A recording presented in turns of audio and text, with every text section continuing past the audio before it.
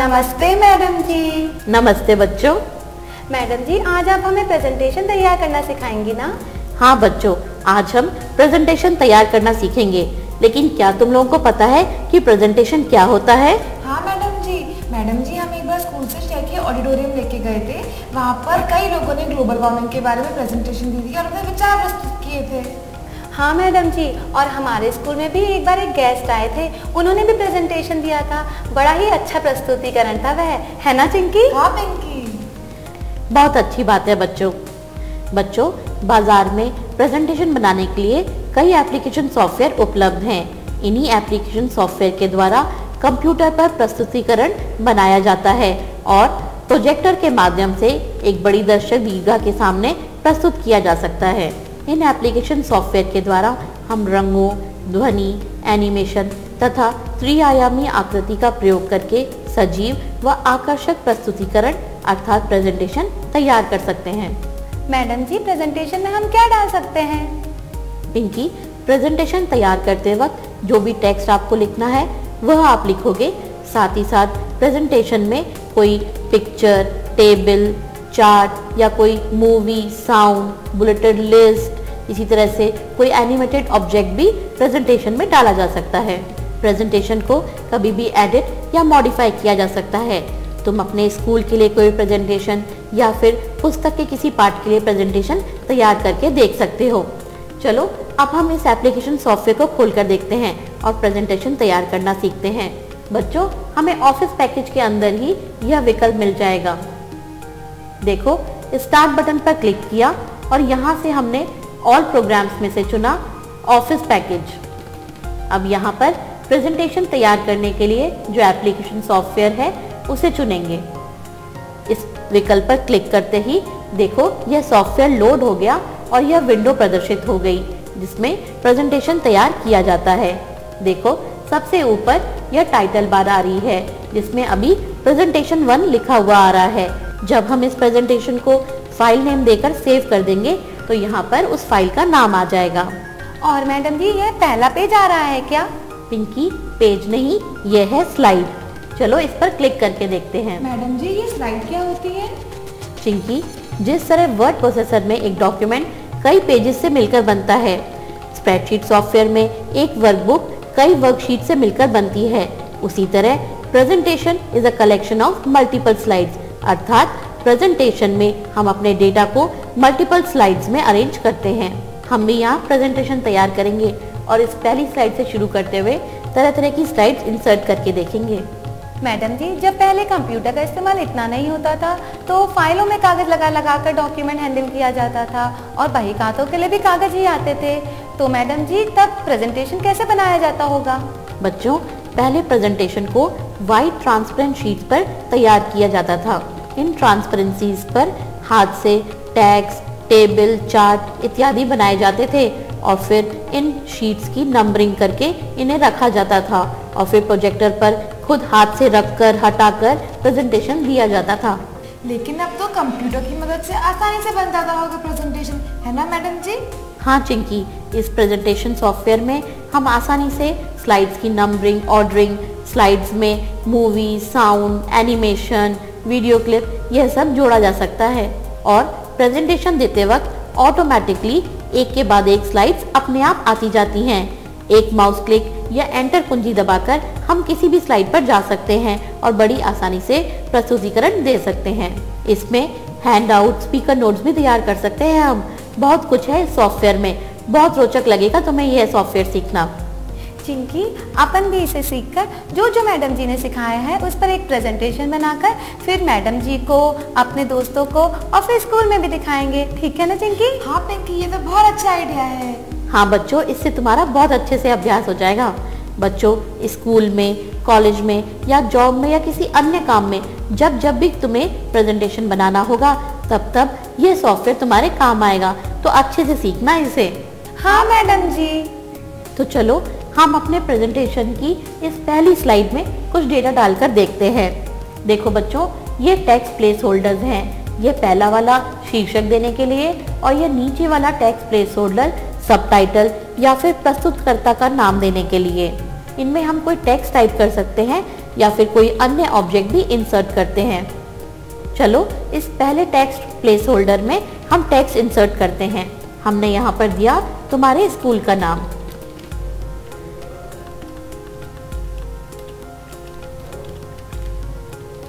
और ये जो नीचे वाला टेक्स्ट प्लेस होल्डर है जिसमें हम सबटाइटल लिख सकते हैं, इसमें हम प्रस्तुतकर्ता का नाम दे देते हैं। तो यहाँ पर हमने दे दिया। ठीक है ना बच्चों? जी मैडम जी। मैडम जी, हमने ये जो टाइटल्स दिए हैं हम उन्हें एडिट भी कर सकते हैं ना? हाँ चिंकी, बिल्कुल कर सकते हैं। देखो जब हम इस टेक्स्ट पर क्लिक करेंगे तो ये प्लेस होल्डर वापस से आ गया। अब हम यहाँ पर इस टेक्स्ट को एडिट कर सकते हैं। चलो हम इस टेक्स्ट को सेलेक्ट करते हैं और फिर इसका फॉन्ट साइज बढ़ाते हैं। यहाँ पर गए और अब हम फॉन्ट को फॉर्मेट करेंगे। यहाँ से हमने इसका फॉन्ट साइज बढ़ा दिया। इसी तरह से इसको बोल्ड कर दिया, इस पर अंडरलाइन डाल दी और इस पर एक फॉन्ट कलर भी डाल देते हैं। चलो इसे लाल रंग में प्रदर्शित करते हैं। तो बच्चों इस तरह से यह तो हुई हमारी पहली स्लाइड। अब हम दूसरी स्लाइड बनाते हैं। यहाँ तो एक ही स्लाइड दिख रही है मैडम जी, दूसरी स्लाइड कैसे आएगी? दूसरी स्लाइड हमें इंसर्ट करनी पड़ेगी, लेकिन दूसरी स्लाइड इंसर्ट करने से पहले हमें उस स्लाइड के स्लाइड लेआउट के बारे में सोच लेना होगा। स्लाइड लेआउट का क्या मतलब होता है मैडम जी? स्लाइड लेआउट मतलब कि जो हमारी स्लाइड है उस पर टेक्स्ट और चित्र कैसे अरेंज होंगे।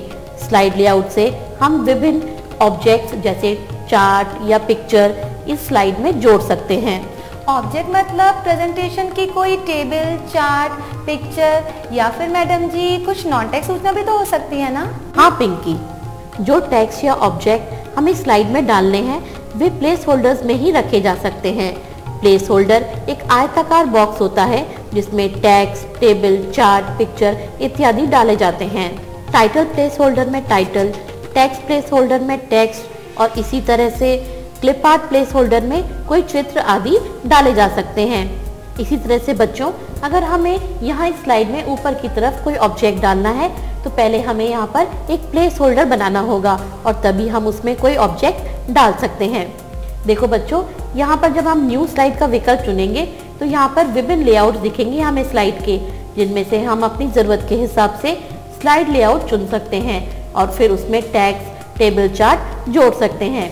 देखो यहाँ पर विभिन्न स्लाइड लेआउट्स आ रहे हैं। इससे हमारी जो स्लाइड है हम उसका लेआउट बदल सकते हैं। जैसे यह जो टाइटल स्लाइड लेआउट है इसमें 2 टाइटल प्लेस होल्डर्स आते हैं। इसी तरह से यह टाइटल एंड कंटेंट, इसी तरह से यह सेक्शन हेडर स्लाइड लेआउट है। 2 कंटेंट स्लाइड लेआउट, इसमें हम ऊपर टाइटल और यहाँ पर 2 अन्य ऑब्जेक्ट्स जोड़ सकते हैं। इस तरह से अपनी जरूरत के हिसाब से हमें स्लाइड लेआउट के बारे में निर्णय लेना होगा। अब चूंकि हमें हमारे प्रेजेंटेशन की दूसरी स्लाइड में हमारे प्रेजेंटेशन के ऑब्जेक्टिव्स लिखने हैं, तो इसके लिए हम नई स्लाइड का लेआउट चुनते हैं, title and content slide layout. देखो ये वाला स्लाइड लेआउट चुनेंगे तो इस तरह की स्लाइड प्रदर्शित होगी जिसमें हम यहाँ पर ऊपर लिखते हैं ऑब्जेक्टिव्स। अब जो नीचे यह टेक्स्ट प्लेस होल्डर है इसमें हम ऑब्जेक्टिव्स की बुलेटेड लिस्ट बनाते हैं। चलो चिंकी, तुम लिखोगी ऑब्जेक्टिव्स? हाँ मैडम जी।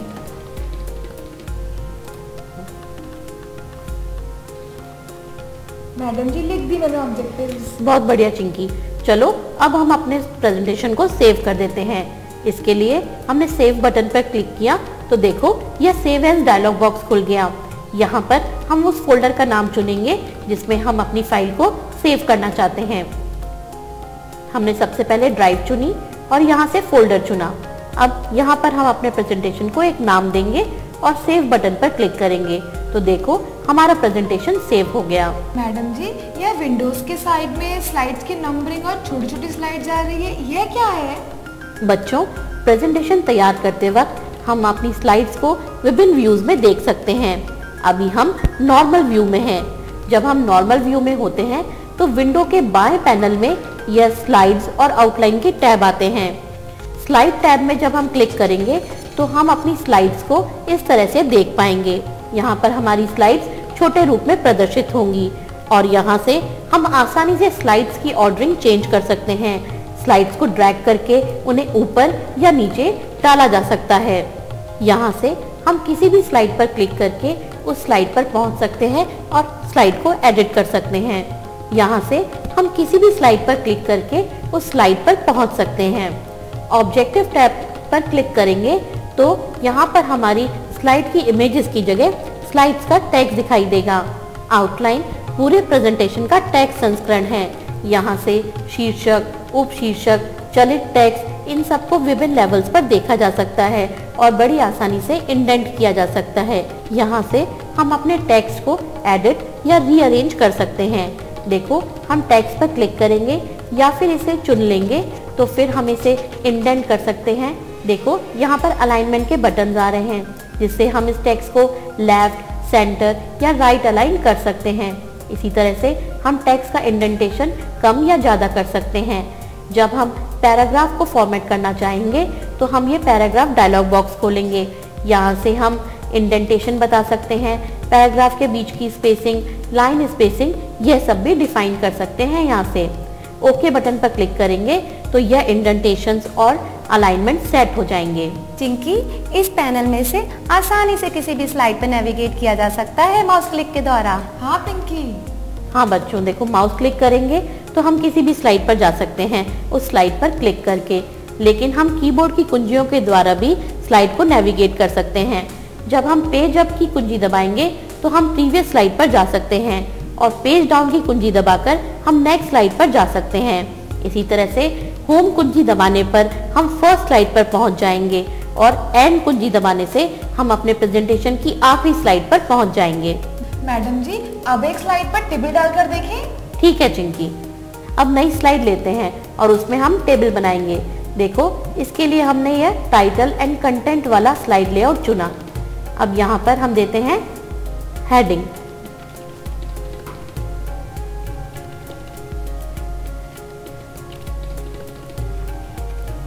अब यहाँ पर हमें इस टेबल पर क्लिक करना होगा। देखो, जैसे ही हम इस टेबल पर क्लिक करेंगे तो ये हमसे टेबल में नंबर ऑफ कॉलम और नंबर ऑफ रोज कितनी होनी चाहिए यह पूछ रहा है। तो इस डायलॉग बॉक्स में हम नंबर ऑफ कॉलम्स और नंबर ऑफ रोज डाल देंगे। ओके बटन पर क्लिक करेंगे तो देखो, इस तरह की ये टेबल बनकर आ गई। चलो, अब इसमें हम डेटा इंसर्ट कर देते हैं।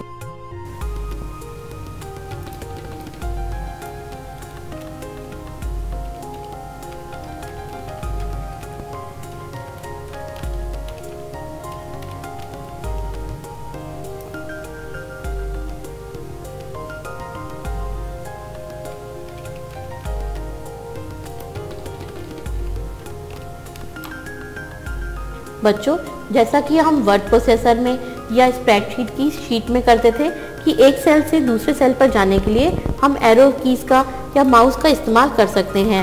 हम टैब कुंजी दबाकर भी एक सेल से दूसरे सेल पर जा सकते हैं।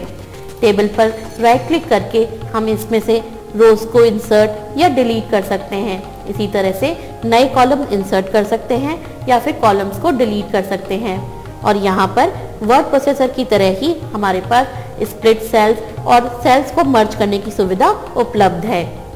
बच्चों, यहाँ पर जो ये प्लेस होल्डर्स दिख रहे हैं, इन्हें ड्रैग करके कहीं पर भी प्लेस किया जा सकता है।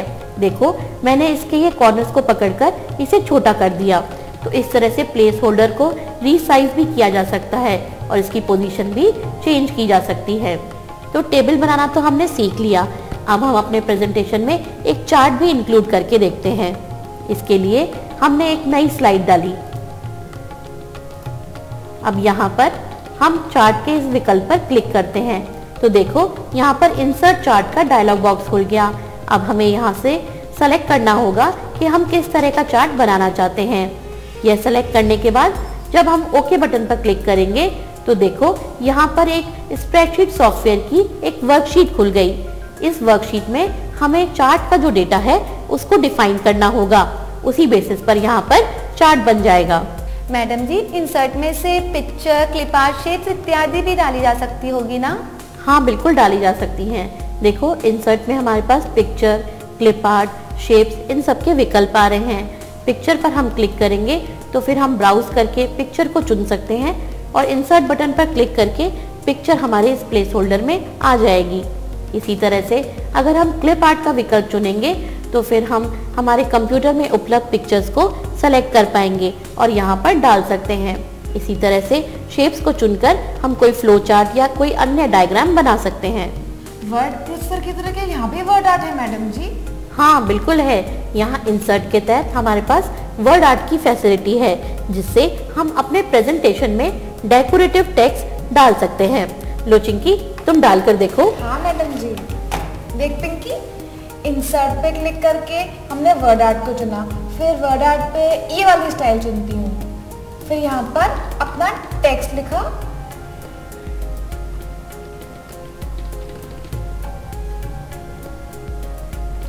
फिर कहीं और क्लिक करते ही देख अपना टेक्स्ट कितना अच्छा लग रहा है।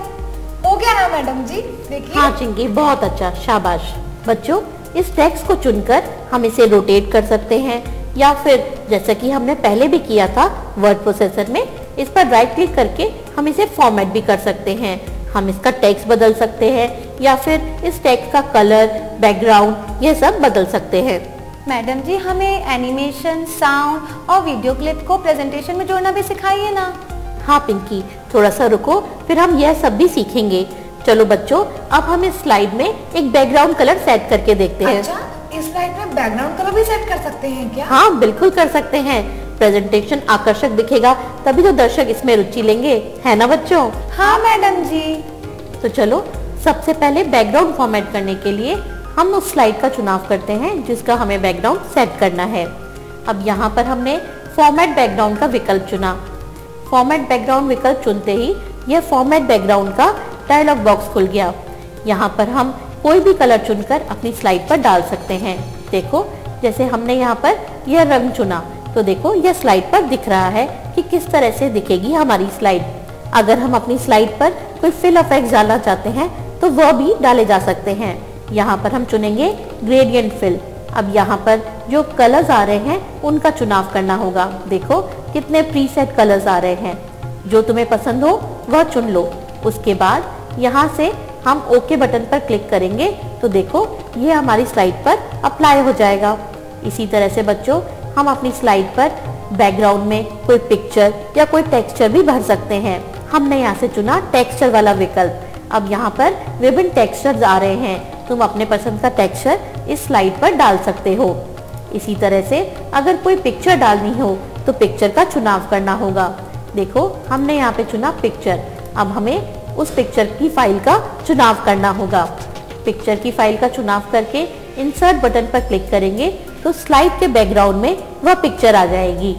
हम ट्रांसपेरेंसी के ऑप्शन से इस पिक्चर का या कोई भी बैकग्राउंड जब हम डालते हैं उसकी ट्रांसपेरेंसी सेट कर सकते हैं। देखो अभी हमने ट्रांसपेरेंसी करी 50%, तो इस तरह से दिख रहा है स्लाइड का बैकग्राउंड। तो इस तरह से अपने पसंद के बैकग्राउंड के लिए कोई कलर, कोई फिल इफेक्ट्स या फिर कोई पिक्चर या कोई टेक्सचर डालकर अपनी पसंद का बैकग्राउंड स्लाइड पर सेट किया जा सकता है। अगर बच्चों हम अप्लाई टू ऑल वाले बटन पर क्लिक करेंगे तो यह जो हमने बैकग्राउंड सेलेक्ट किया है यह सभी स्लाइड्स पर अप्लाई हो जाएगा, नहीं तो यह केवल इसी स्लाइड पर दिखाई देगा। तो इस तरह से बैकग्राउंड्स, फॉन्ट्स इत्यादि सेट करके काम करोगे तो तुम्हारा प्रेजेंटेशन बहुत ही सुंदर दिखाई देगा। मैडम जी, जैसे वर्ड प्रोसेसर में डॉक्यूमेंट्स पर थीम अप्लाई कर सकते थे, तो वैसा कुछ इसमें नहीं है क्या कि कोई बनी बनाई थीम हम अप्लाई कर दे प्रेजेंटेशन पर? हाँ है ना पिंकी, देखो यहाँ पर विभिन्न थीम्स अर्थात कलर स्कीम्स दिखाई दे रही हैं, जिनसे कलर्स, फॉन्ट्स, फिल इफेक्ट्स अपने आप ही आ जाते हैं। यहाँ से तुम अपनी पसंद की कोई भी थीम चुन सकते हो और उसे अपने प्रेजेंटेशन पर डाल सकते हो। देखो यहाँ से हमने यह थीम चुनी तो देखो इस पर क्लिक करते ही हमारी स्लाइड्स इस थीम के अनुरूप आ गईं। इसी तरह से अगर हम कोई और थीम पसंद करेंगे तो उस थीम पर क्लिक करने पर हमारे प्रेजेंटेशन की सभी स्लाइड्स उसी स्वरूप में दिखाई देंगी। कलर स्कीम या थीम्स पहले से परिभाषित रंगों का समूह है जिसे अपने प्रेजेंटेशन पर अप्लाई किया जा सकता है। देखो हम किसी भी थीम पर क्लिक करेंगे और इस पर राइट क्लिक करेंगे तो हम बता सकते हैं कि क्या यह थीम हम सभी स्लाइड्स पर अप्लाई करना चाहते हैं या कुछ सेलेक्टेड स्लाइड्स पर भी हम इस थीम को अप्लाई कर सकते हैं। इसके लिए हमें ये जो नॉर्मल व्यू में बाएं पैनल में स्लाइड्स दिख रही हैं, इनमें से स्लाइड्स को चुनना होगा। जैसे पहली और तीसरी स्लाइड को चुनने के लिए सबसे पहले पहली स्लाइड पर क्लिक किया। अब हमें तीसरी स्लाइड चुननी है तो हम कंट्रोल कुंजी दबाएंगे और तीसरी स्लाइड पर क्लिक करेंगे। इस तरह से हम मल्टीपल स्लाइड्स को सिलेक्ट करके केवल उन स्लाइड्स पर थीम को अप्लाई कर सकते हैं। इन थीम से background colour, foreground colour, font, fill effects, हमारे चार्ट का कलर, हमारे स्लाइड के जितने भी कंपोनेंट्स होते हैं वह सब प्रभावित होते हैं। हम कलर्स और फॉन्ट्स को अपने हिसाब से परिभाषित करके एक नई थीम भी बना सकते हैं और उसे अपने नाम से सेव करके आगे भी काम में ले सकते हैं। तो बच्चों, आया समझ तुम्हें कि थीम्स का कितना अच्छा उपयोग है? जी मैडम जी। इन सब टूल्स की मदद से प्रेजेंटेशन को काफी अच्छा बनाया जा सकता है। हाँ बच्चों, चलो अब इस प्रेजेंटेशन को सेव कर देते हैं और एक नया प्रेजेंटेशन बना के देखते हैं। सेव करने के लिए जब हम सेव बटन पर क्लिक करेंगे तो यहाँ पर हमें इस प्रेजेंटेशन का एक नाम देना होगा। बच्चों, जो प्रेजेंटेशन बनता है उस फाइल का एक्सटेंशन होता है पीपीटी या किसी और वर्जन में PPTX इत्यादि हो सकता है। तो अगर तुम्हें कभी भी PPTX वाली फाइलें दिखें तो समझ जाना कि यह कोई प्रेजेंटेशन वाली फाइल्स हैं। चलो अब इसे नाम देकर सेव कर देते हैं। सेव बटन पर क्लिक करने से यह फाइल सेव हो जाएगी। चलो अब हम न्यू कमांड देते हैं और एक नया प्रेजेंटेशन खोल कर देखते हैं। देखो बच्चों, जब हम न्यू कमांड चुनते हैं तो यहाँ पर न्यू प्रेजेंटेशन का यह डायलॉग बॉक्स खुलता है, जहाँ से हम ब्लैंक प्रेजेंटेशन तो बना ही सकते हैं, साथ ही साथ यहाँ पर कई टेम्पलेट्स भी उपलब्ध हैं। जैसा कि तुम्हें पता है कि टेम्पलेट्स की मदद से हम बड़ी आसानी से डॉक्यूमेंट बना सकते हैं, उसी तरह से यहाँ पर तुम टेम्पलेट्स की मदद से प्रेजेंटेशन भी तैयार कर सकते हो। हर एक टेम्पलेट के लिए background design, text style, place holder के साइजेस, बुलेट स्टाइल इत्यादि पहले से ही डिफाइंड होते हैं। हम इन्हें चुनकर अपने प्रेजेंटेशन के स्वरूप को निखार सकते हैं। देखो, यहाँ पर विभिन्न टेम्पलेट्स दिखाई दे रहे हैं। इनमें से तुम अपने हिसाब से किसी भी टेम्पलेट को चुन सकते हो। टेम्पलेट चुनने के बाद जब क्रिएट बटन पर क्लिक करेंगे तो देखो यहाँ पर इस तरह से यह हमारा प्रेजेंटेशन आ गया, जिसमें सभी स्लाइड उसी टेम्पलेट के हिसाब से दिखाई दे रही हैं। अब इसे अपने हिसाब से या जरूरत के अनुसार कस्टमाइज या मॉडिफाई किया जा सकता है। मैडम जी, इस तरह से तो बहुत ही जल्दी और बड़ी आसानी से एक अच्छा सा प्रेजेंटेशन तैयार किया जा सकता है ना चिंकी? हाँ पिंकी, सब कुछ तो बनकर आके डिजाइन टेम्पलेट चुनने से अब तो बस केवल टेक्स्ट, टेबल, पिक्चर इत्यादि डालनी है और अपनी जरूरत के हिसाब से कलर को भी मॉडिफाई कर सकते हैं। हाँ बच्चों, बिल्कुल सही। देखो, यहाँ इंसर्ट के अंतर्गत हमारे पास टेक्स्ट बॉक्स डालने की भी सुविधा है। इस पर क्लिक करके हम यहाँ पर स्लाइड में टेक्स्ट बॉक्स बना सकते हैं और फिर टेक्स्ट बॉक्स में स्लाइड का नंबर या कोई डेट एंड टाइम या कोई अन्य ऑब्जेक्ट भी डाल सकते हैं। और पिंकी, जैसा कि तुमने पूछा था कि क्या हम कोई एनिमेटेड पिक्चर या कोई साउंड डाल सकते हैं, तो वो भी हम इसके अंदर डाल सकते हैं। इंसर्ट टेक्स्ट बॉक्स पर क्लिक करके जब हम स्लाइड पर आएंगे तो देखो माउस पॉइंटर का स्वरूप बदला हुआ दिखाई दे रहा है। इसका अर्थ ये है कि अब हम यहाँ पर टेक्स्ट बॉक्स बना सकते हैं। माउस पॉइंटर को ड्रैग करके इस तरह से टेक्स्ट बॉक्स बनाया जाता है। अब टेक्स्ट बॉक्स के अंदर कर्सर को प्लेस करके हम इसके अंदर date and time, slide number या कोई अन्य ऑब्जेक्ट जोड़ सकते हैं। देखो, हमने यहाँ इंसर्ट में से चुना डेट एंड टाइम। यह चुनने पर डेट एंड टाइम का डायलॉग बॉक्स खुल गया। अब यहाँ से जो फॉर्मेट्स अवेलेबल है इनमें से अपनी पसंद के फॉर्मेट को चुनकर जब हम ओके बटन पर क्लिक करेंगे तो यह डेट एंड टाइम हमारे इस टेक्स्ट बॉक्स में इंसर्ट हो जाएंगे। इसी तरह से हम टेक्स्ट बॉक्स बनाकर स्लाइड का नंबर भी स्लाइड पर डाल सकते हैं। देखो, यह टेक्स्ट बॉक्स हमने बनाया। अब हमने चुना स्लाइड नंबर, तो इस स्लाइड का नंबर भी आ जाएगा। इंसर्ट के तहत जो यह ऑब्जेक्ट का विकल्प आ रहा है, इस पर क्लिक करके हम कोई ऑब्जेक्ट अपने प्रेजेंटेशन में एम्बेड कर सकते हैं। देखो, हमने ऑब्जेक्ट के विकल्प पर क्लिक किया तो यह इंसर्ट ऑब्जेक्ट का डायलॉग बॉक्स खुल गया। यहाँ से हम कोई बिटमैप इमेज, कोई मल्टीमीडिया फाइल या फिर स्प्रेडशीट सॉफ्टवेयर का चार्ट या कोई साउंड फाइल अपने प्रेजेंटेशन में सम्मिलित कर सकते हैं। समझ आया तुम्हें? जी मैडम जी।